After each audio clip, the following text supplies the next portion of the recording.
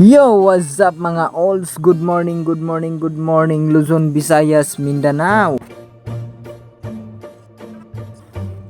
So for today's video mga olds, pinaka-espesyal na adlaw ni mga olds kay mga tutag Cebu Kid. So kung kabantay mo sa kong kauban diya mga olds, kanang nasa kong likod nga perting gamayag mata. Bago pa daw na siyang mata mga olds, kay sigbilar siyang babaeng way gusto siya.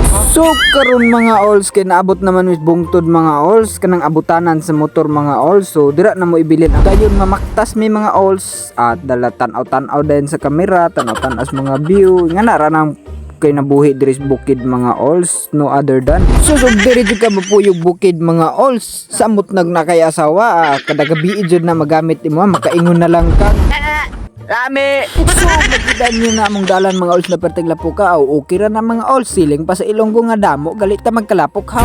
Mao galit ng tulay na amon ging agian mga olds kung magulan or magbaha man buang na mga olds mahilunggo naman noon ta. So mga olds mao day ni among adtuon diri sa bukid mga olds. So mao na among harbison mga olds kay sayang manggod mga olds ug madaot ras punuan ba nya.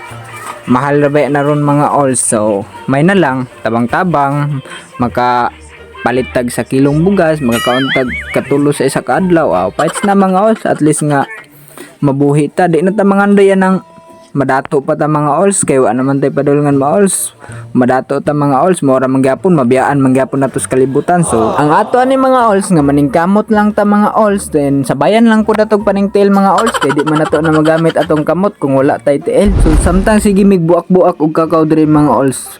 Wa gid may kahiring mga olds, ug wa gid may kabalo nga sige kung tan-aw sa ang kauban gilaway naman day mga olds. So motong wa na jud siya kaantos mga olds. So unsa pa yang gibuhat mga olds, ni kaon na lang gid siya mga olds. So